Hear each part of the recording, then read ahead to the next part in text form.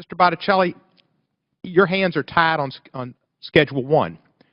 But it is ludicrous, absurd, crazy to have marijuana in the same level as heroin. Ask the late Philip Seymour Hoffman, if you could. Nobody dies from marijuana. People die from heroin. And every second that we spend in this country trying to enforce marijuana laws is a second that we're not enforcing heroin laws. And heroin and meth are the two drugs that are ravaging our country.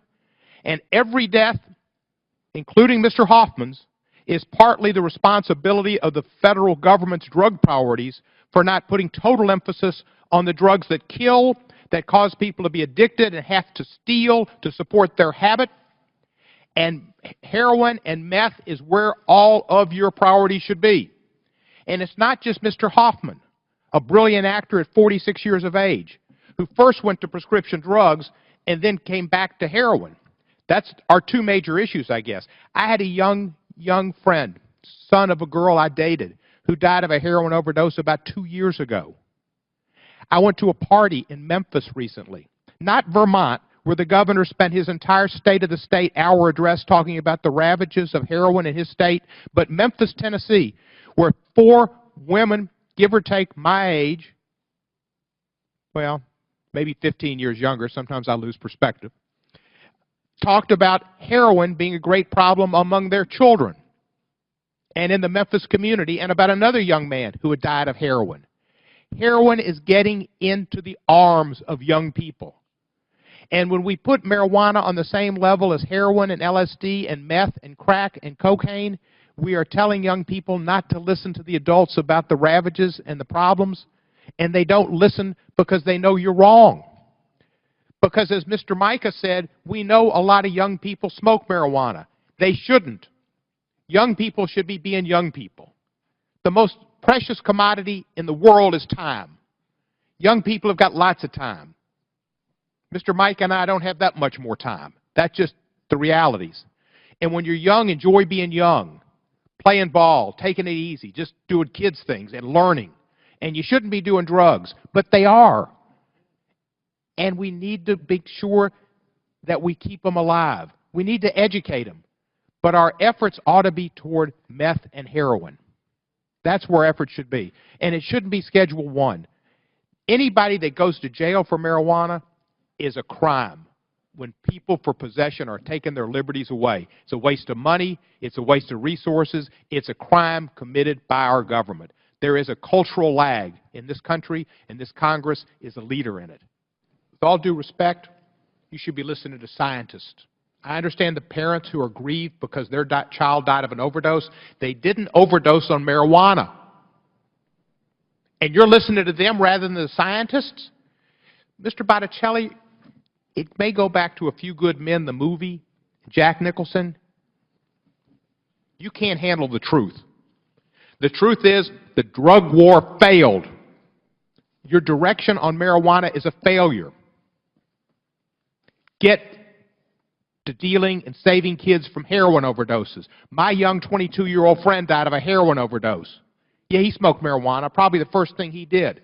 But that's not why he smoked heroin or shot it up. Maybe he did it because he heard people like you saying they're all bad and they're all terrible and you can't deal with the truth, and tell them, well, maybe marijuana doesn't kill you. Heroin does and meth does. They're different. And until you deal with the truth, the kids aren't going to believe you at all. Now, you talked about alcohol, and you may have gotten to this. Cirrhosis of the liver, pretty serious thing.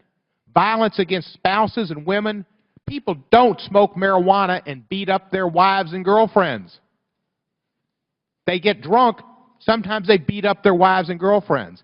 And I know you've got your statistics. I would debate your statistics. And if you get into your statistics about the amount of people who had marijuana in their system who were arrested or had fatal accidents, I would submit they probably had other drugs in their system, like cocaine or crack in addition to the marijuana, or they had alcohol and marijuana wasn't the cause. Because what I understand is people smoke marijuana, mostly they drive slower and they look out for the cops. They don't drive fast and wild like people do on alcohol and cause deaths. Maybe the reason there's so many more people smoking marijuana now is because they're not listening. And maybe they're doing the other drugs too. But it also shows that the drug war has been a failure. It's been a serious failure. Harry Anslinger started. You know who Harry Anslinger is, don't you? I do not, unfortunately. You never? Well, you should, because he's your great-grandfather. He started this war in the 30s, and he was tuned out too. And he did it to get the American public had problems, which sometimes I think we still got them, with Hispanics and Mexicans coming into this country.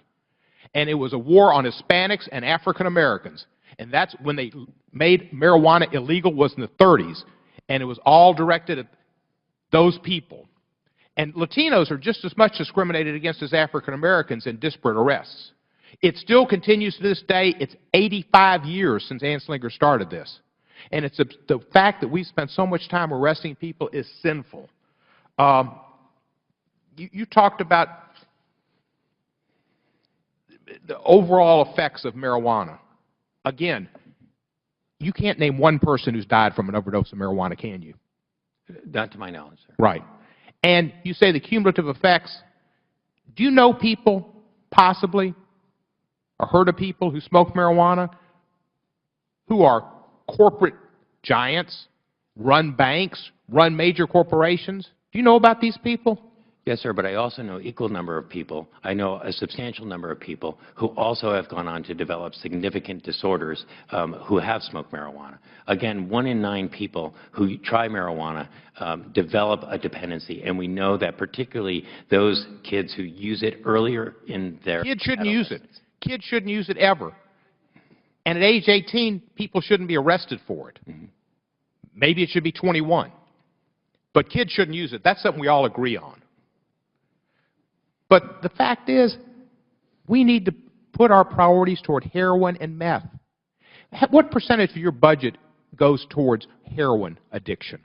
So I don't think we necessarily slice our budget, our demand reduction budget, based on drugs. Again, our prevention efforts are focused on preventing drug use. Isn't that a mistake when people die from heroin in great numbers that the Vermont governor spends his entire state of the state on heroin use?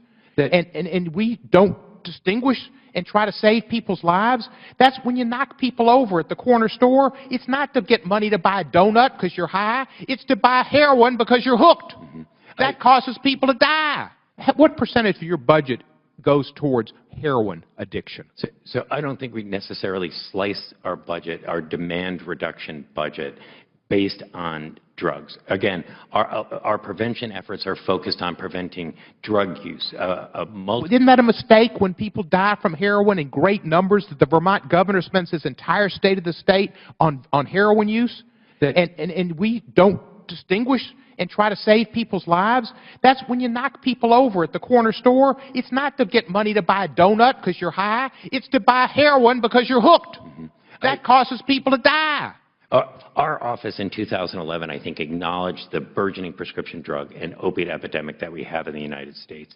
In 2011, we released a plan that looks at dealing with the prescription drug abuse and opiate issues. Let me ask you, my time's about to run out, and it may have. Let me ask you one thing. I corresponded back in 2011 with I guess your predecessor, Kierliowski? Kurlikowski. He is actually the current director now. Is he? He said back then that there was no particular, they haven't found any medical use.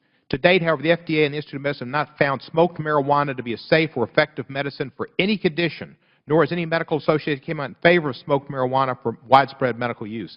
I think that medical associations have, but are you not aware of the fact that people use smoked marijuana to get them through cancer treatment, nausea?